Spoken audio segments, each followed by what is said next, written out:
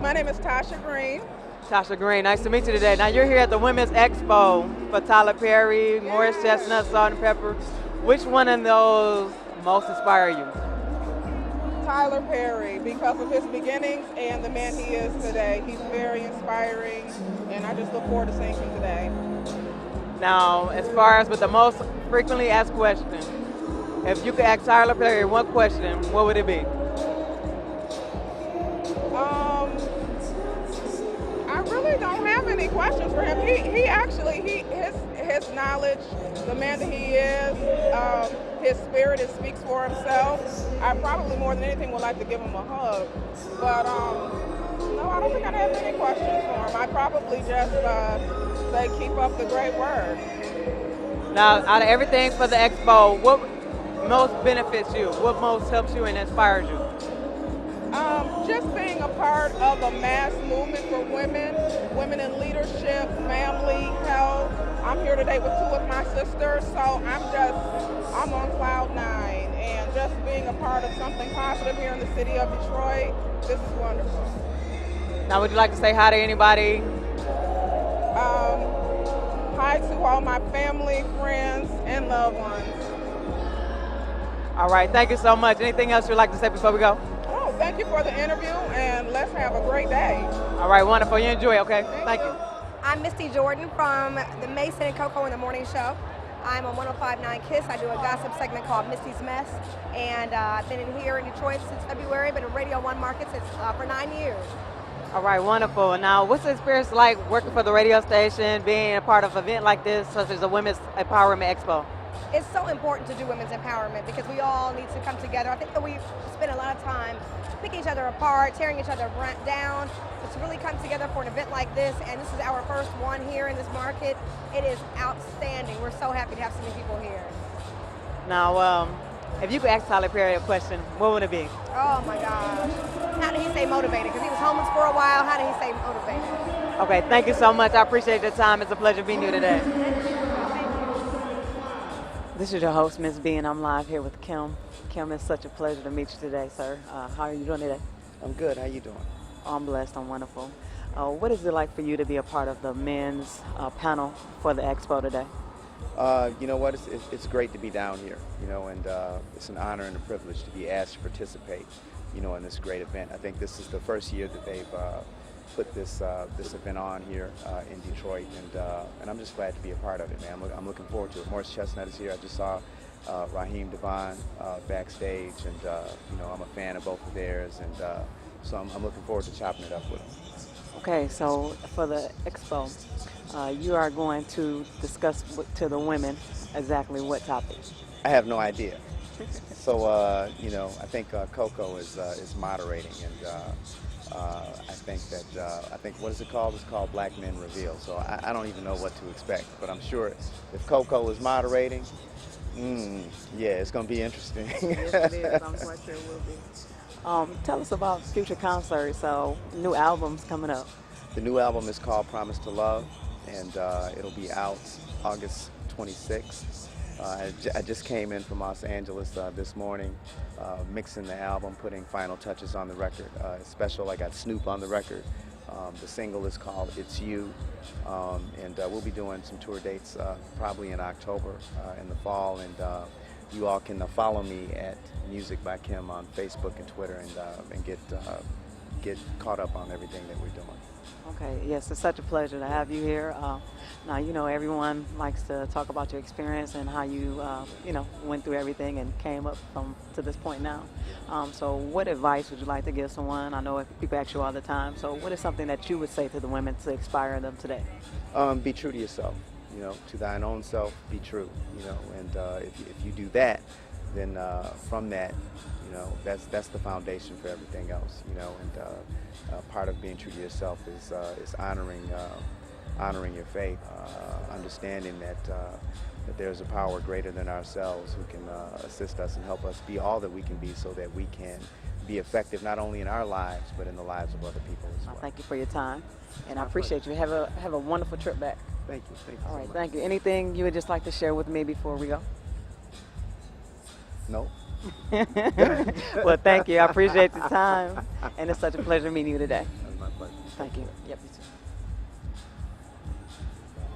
This is your host, Ms. B, and I'm live here at Cobo Hall at the Women's Empowerment Expo. How you ladies doing today? Oh, doing wonderful. So, Mr. Tyler Perry, he just spoke. How do you ladies feel? Were you empowered? Are you inspired? Inspired, empowered. I feel wonderful after hearing Tyler Perry's speech today. It was phenomenal. Now, what was the main key thing that he said that stood out, that stuck with you today? How you have to have faith. That stuck with me the most. And how he went through everything. Never give up. Never give up on your dreams or whatever. No matter how many doors close in your face, just keep on pushing if that's what your heart desires. Just watch out for, we started a nonprofit organization called Hype, and it's how young people express, so we're doing good, new things with that as well, so watch out for us. Okay, ma'am, do you have information on how they can contact you? Right now you can email me at trc1116@sbcglobal.net. Okay, now tell me a little bit more about that program. The program is just reaching out to some of the kids in the inner city who don't have a lot of opportunities available to them, so we want to open the doors to new experiences for them. That sometimes now there are a lot of programs have been cut out of DPS, so we want to try to implement different things that they can offer to the children in their off time. Well, wonderful. I wish you the best of luck and God bless you. Thank you so much. All right, thank you, ladies. This is your host, Ms. B, and I'm live here. I'm sorry, ma'am, what's your name? Vanessa Simpson Olive. Okay, ma'am, and you are running for? I'm running for state representative in District 3. That's from 6 to 8 Mile to Livernois to Gratiot. Okay, so now, if you are elected, what can we look forward to having happen within the community? Well, at the Expo here, at the Women's Expo today, I ran into a couple of people that are dealing with finances and would love to come into the educational systems and teach our children finances at an early age. And I believe I'm an educator, and I believe that our children need this. And I'm looking forward to empowering those people to come to my district when I'm elected to start teaching finances to our children. All right, wonderful, wonderful. Now, Mr. Tyler Perry, what did you think about his speech? Mr. Perry is so funny. He is excellent. I love what he stands for. I love how he mixes the community with the church. I'm saved, sanctified, filled with the Holy Ghost, so I love when you mix the community with the church. All right, wonderful. Now, what did he say that most stuck with you and stood out throughout his whole speech? He talked about how strong his mother was and what his mother meant to him and how she encouraged him to become the superstar that he is now. All right, wonderful, wonderful. And once again, your name and your district you're running for. My name is Vanessa Simpson Olive, and I am from District 3. I'm running for state representative, District 3. All right, ma'am, thank you so much. Congratulations and good luck to you. The people that I listen to are from here. So I'm just like, yo, the wine is like, are you kidding me? This is what everybody that I look up to, because I be thinking I could sing a little bit, is from. So this is a place where I think if you want to be a singer, you should get it popping there. But far as, thriving to be the next it person, ain't this where Eminem from? Like, anybody can, you can make it from out here. Like, there's no reason why you shouldn't be able to. It's so popping out here. This is one of the places it never dies down in popularity as well. Listen, nobody don't listen to New York music that much or rappers that much no more. This is a place that is consecutive for usually everybody that comes from here usually be that work, or that they usually are great. So just ride out with that. I'm from Detroit. That's all you gotta say, and there's no reason why you shouldn't make it. That's what I think. I agree with you. So, as far as with the show, the LA Housewives, you are no, the Divas. I'm sorry, yes, you are a part of that, and you have the whole panel here today. What's that experience like for you being here? Well, with this being our second season, it's been a great experience. I would say personally for myself, I use this whole situation as a platform to reintroduce me to the people who knew me and to introduce myself to the people who don't really know my other side.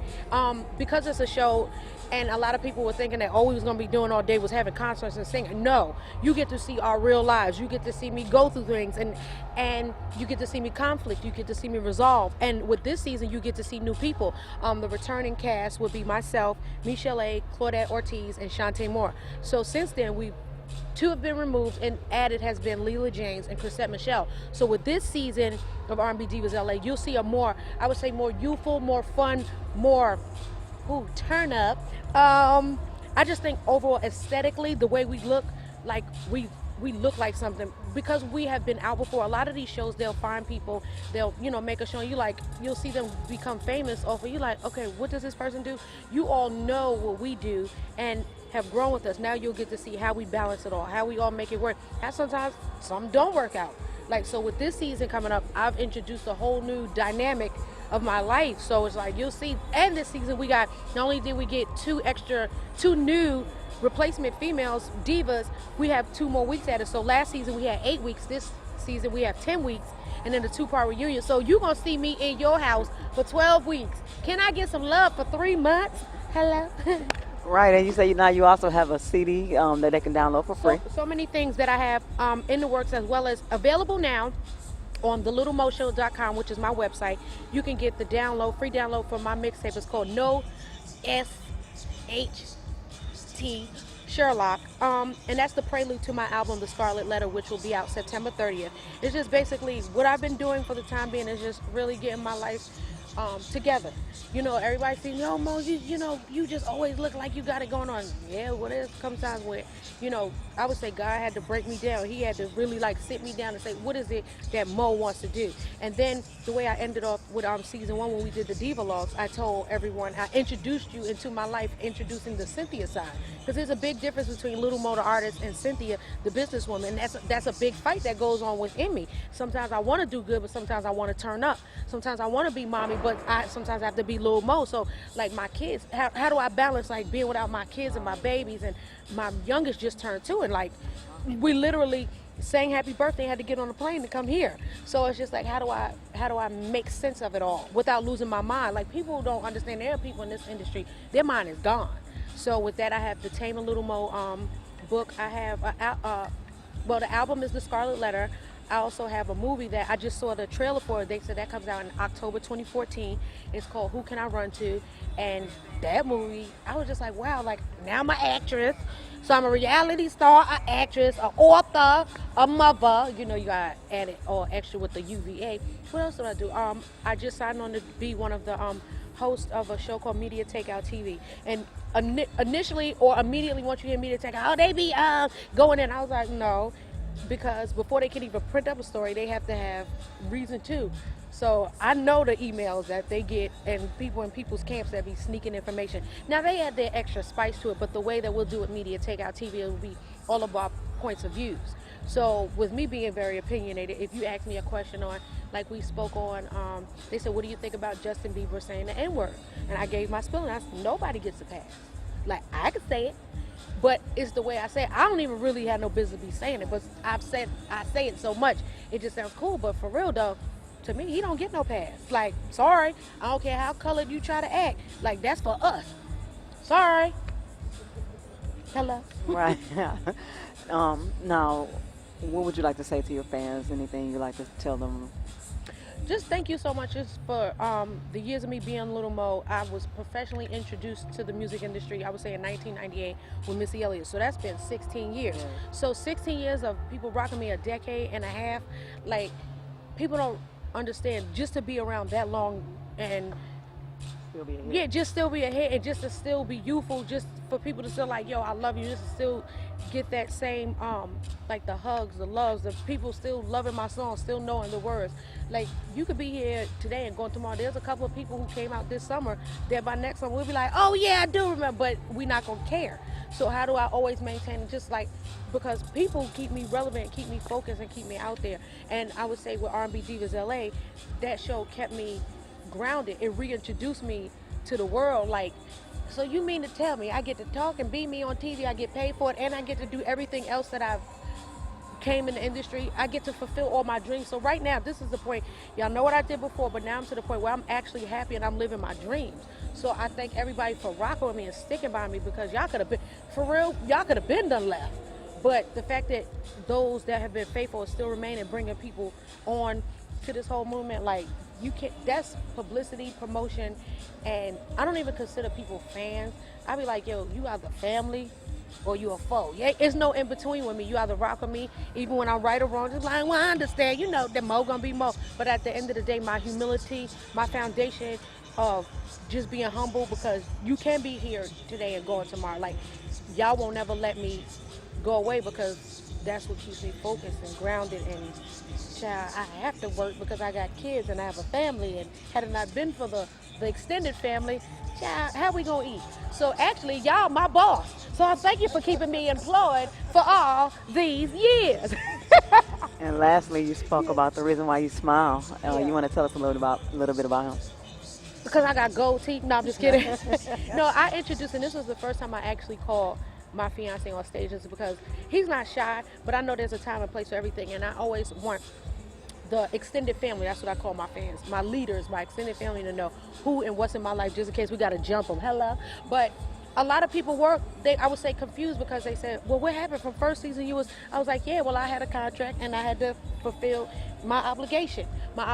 No, I'm not obligated anymore to be obligated to things that have nothing to do with my movement and my progression and my next level. So I had to let a lot of things go. So I would say my new happy was God-given. The reason being because I went through a season, like when we started shooting second season, like literally we started shooting December 19th, 2013. And December 18th, when the production comes through, because they had to come and light the house, they was like, yeah, so where's? And I was like, it won't be that way this season, but you didn't tell us. I said, but I have a story to tell. And they was like, you sure you want to share that? I said, yes, because I know someone will be healed and someone will be empowered, someone will be uplifted, someone will know how to get out of certain situations they either didn't have no business in, they don't want to be in, or I'm saving you from a lot of hurt that I've been through. So my new happy is because I made that choice. It's like, listen, I'm not going to fake the funk no more just because this is what I put out there. No, everything I do from this day forward, I made that resolution to myself, not just because of the new year, but because of my new life. Like, God, if you work this out and you give me this, I promise I'll do this. I promise I'll always be happy. That don't mean I walk around all day looking like I'm on medication and smiling and be like, something wrong. But my new happy comes from my children wanting to see me happy. My children revealed some things on the show that I didn't even know. I was just like, wow, and the tears will flow. But now my tears are of joy, and I introduced the extended family to my fiance, Carl Dynamite Darger. And the reason being is because I'm not alone, and I'm not one of the people, oh, well, you just had got divorced. So you ain't gonna give me no time limit on how long I got to keep my coochie in the box. No, I'm just kidding. I did. But people didn't know, like, while I was filming, the whole time I was filming, I was alone, and I would, like, leave set and go home and just cry and cry. And I realized that was God just purging me and just, like, cleansing me, because I had to be ready for this season. Not just the show, but this season for my life. And I was like, if I don't make another dime, one thing they gonna say is that she keeps a smile on her face, like, she kept it real. Like, I realized I learned this from Russell Simmons in closing, because I'll keep on talking because I'd be so excited to share. Like, listen, you can be happy too. I thought I couldn't be. I was like, man, I must have did something when I was little that made, and it was just like, no, you can't. You have to want it. You have to will it to yourself. And I heard Russell Simmons say, money doesn't make you happy, but happy makes you money. So with that being said, the reason why I smile ain't because I'm getting this money. It's because I actually saw myself being happy, and I saw it happen. I made it happen. I made it my business to want this, to live this, and to share it. Because I'm not going to just be smiling happy and not tell people how to get to it. You just got to know. You got to want it. And they doing like this. Like, we about to go to the outro section. Oh, no, I know. I got a flight to catch. But, no, thank you for this opportunity. Oh, no, thank you so much. I appreciate it. And you have a safe flight home. Thank you. All right. Oh, no, I know.